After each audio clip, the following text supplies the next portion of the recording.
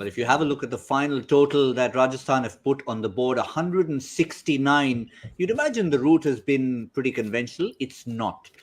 Over 40 runs scored in the last 2 overs when it was looking as if they had sort of lost their way despite wickets in hand.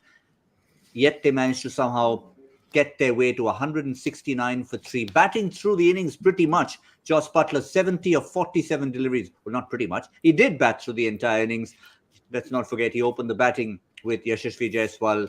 Shimron Hetmeyer at the end, 42 of 31 in a partnership of over 80 with Jos Buttler, 40 of them coming in the last 12 deliveries.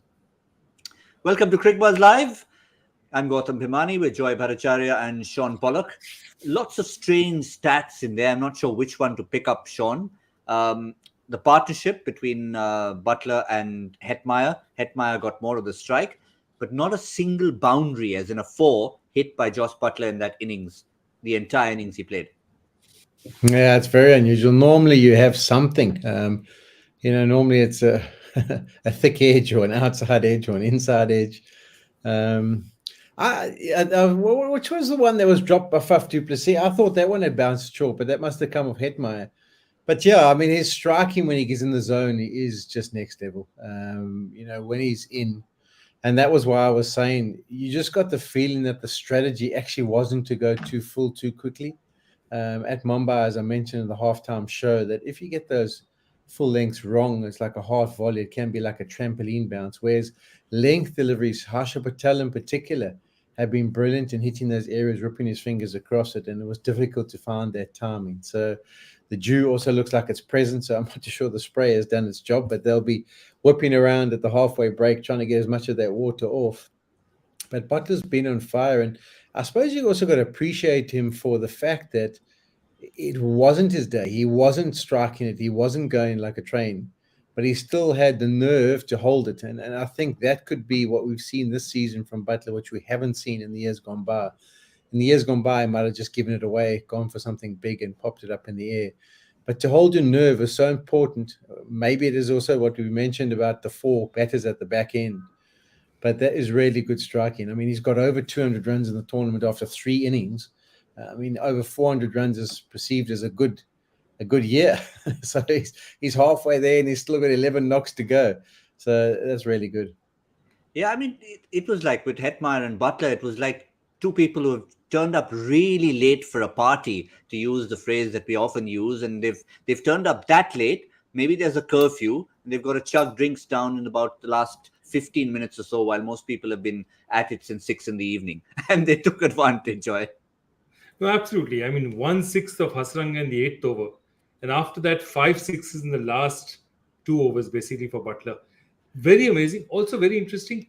47 balls out of the 120, or I think there were a couple of no balls, 122 possible balls, which means normally what happens is if you're the guy out there, you're dominating strike because you've been there throughout the innings.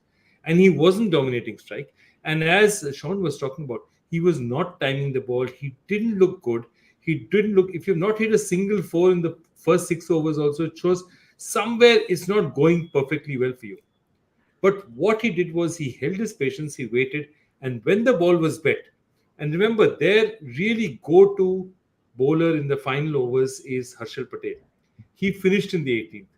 And the actual massacre happened in the 19th and 20th, 42 runs in the last 2 of Siraj and Akashdeep. And I think that's when the dew really started counting. But all credit to Buttler. He waited for his time. You may say that's not too much, but look, given the circumstances where they were in, 145, 150 look good. They were 20 above that when they finally finished. Yeah, 169 looks really, really good. But the strike, apart from the entire innings, Shaun, was almost a sense of deja vu with Shimron Hetmeyer. The other night, they were batting together. The only difference was Hetmeyer was smashing it to all parts, and Buttler was already, I think, 90, and then crawled his way to 98 while Hetmeyer got all those runs. Today, while Hetmeyer had the bulk of the strike, for most of the time, he was not going at the most massive strike rate. Yeah, I think it's a good combination, though, isn't it? We always talk about the left-hander, right-hander combination. And I think the key with mature, experienced T20 campaigners is they learn to sort of judge where the other guy's at and judge where they're at on a certain day. And certain particular bowlers, they feel they can take down. I must admit, I got the feeling they were waiting for Deep, to be honest. And they knew he had overs to come. And you got that feeling that they were waiting. When is he coming? When is he coming? And I think the tactics of Faf du Plessis here was, let me go with Harshal Patel. Let me get him to pick up a wicket. New batter comes to the crease, and then I go to Deep and see what he can possibly do. But I don't think they'll mind who was striking it or who wasn't striking. As Joyce said, it's something. It's something a lot more competitive than they initially would have thought. And with that bowling attack they've got, there's a good chance at any stage of the innings that they can pick up wickets. So there'll be a belief.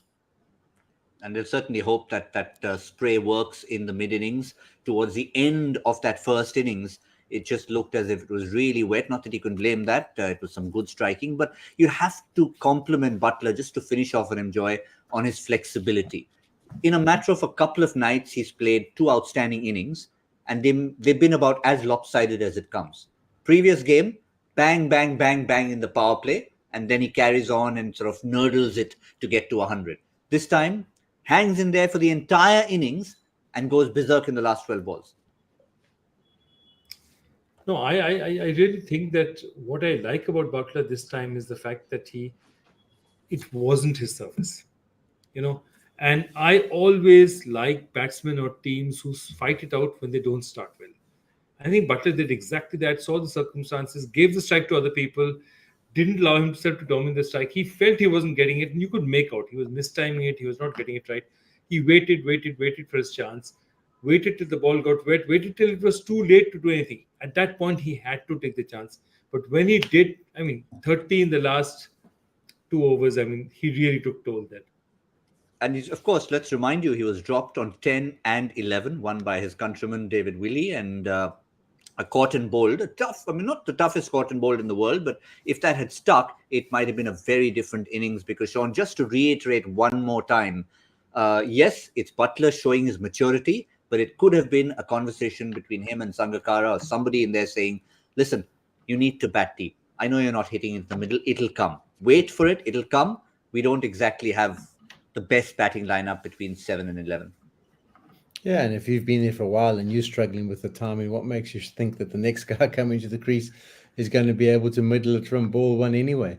The drop catch from Willie, I think that's a massive moment. When you've got destructive players, you've got certain individuals, well, if they get a second chance, you don't really mind. But when you've got someone of the ability of Buttler, when you get your chance, you take it, you put him in the dressing room and you forget about him because that's where you want him to be. So I don't know, maybe also the conversation is, you go down the route and you say, listen, Joss, you're going to come here, you're going to be here for 2 months. What would you rather do? Go up front, smash it, get out every once in a while, play some rash shots, and then sit and watch the other guys bat? Or would you prefer to be in the middle yourself? And sometimes just little conversations like that hit home and the guy actually thinks to himself, okay, let me take a little bit more responsibility and let me be a bit more selective.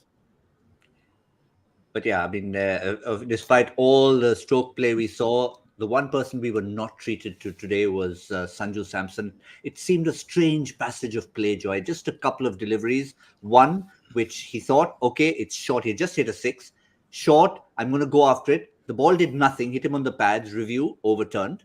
And then you thought, okay, fine, he's going to redeem himself. Suddenly, again, the ball does something strange, and he just bunts it back to Hasaranga. It stops on him, and obviously there's history there. I think, what was it, the 4th dismissal in 5 innings? Yeah, 3 or 4 became 4 out of 5. 4th dismissal in 5 innings. He's got a bit of a history there. He doesn't like the ball not coming on. And I think, look, I'll tell you one thing. Between you and me, I'm really impressed by not Sanju Samson, but the rest of this Rajasthan batting card. Because this isn't their kind of surface. They batted on a surface which was not like theirs, and they still got to 170. They put on 42 in the end. And I'll tell you one thing. They might, even if they lose this match, this is the kind of, the Rajasthan of yore would have been bundled out for 135 on this surface and not competed. They still might lose this match, but somehow they made it a total that mattered.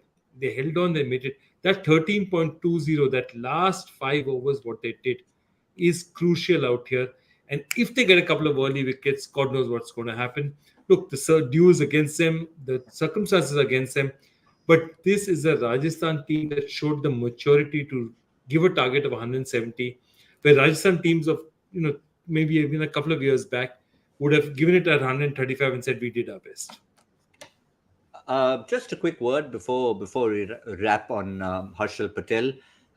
Obviously, he's always been the pick of the bowlers, Shaun. Did he do enough for you under the circumstances there?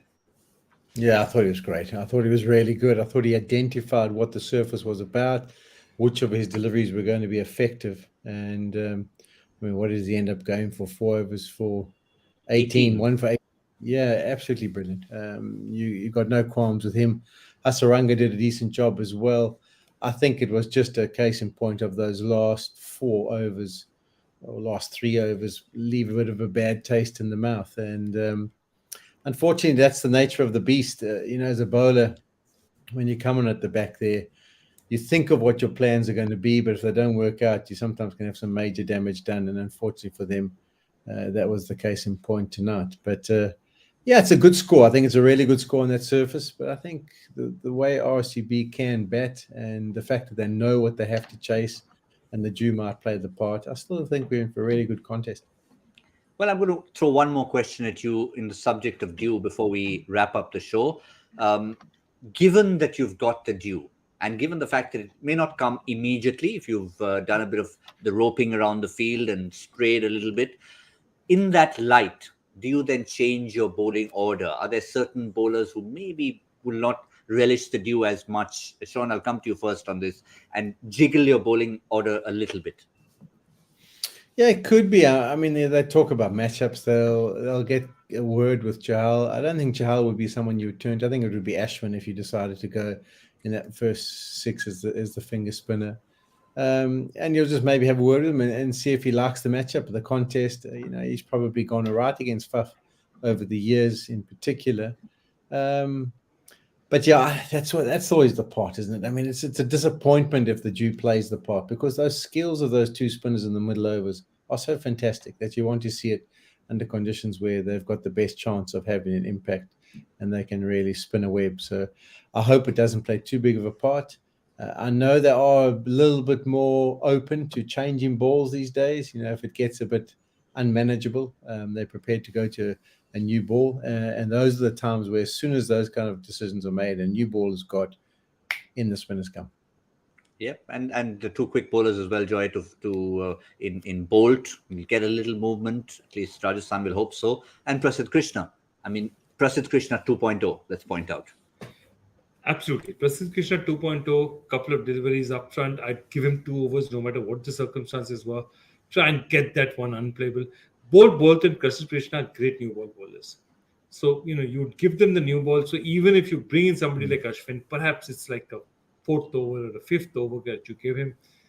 But as I said, we all hope dew doesn't play a factor, because it will, but it's a minimized factor, because this is an exciting contest. And for once, Rajasthan, not having got circumstances their own way, have still done something well. And I appreciate that. This is Rajasthan 2.0 as well. Don't forget that. Maybe 3.0, because they won the championship in year 1. So 2.0 after that, this is maybe Rajasthan 3.0. Yeah, and also Bolt is the home ground for him. Home ground for Bolt. Yeah, let's not forget that. It's not only about the likes of Padikkal playing an old franchise or Chahal playing an old franchise. It's also going to be about Bolt, not about who his franchise against him he's playing, but the ground where he's played so much of his home games. So let's see if he can take advantage of it. Good bowling attack, bit of dew, some kind of runs on the board. It should make for an excellent contest. Things are underway. Captain Faf du Plessis is in the company of their now regular opener and Anuj Rawat. We'll see how it goes in the 10th over on Cricbuzz Combox. For now, for this mid-show from Joy, Shaun and myself, that's all we have.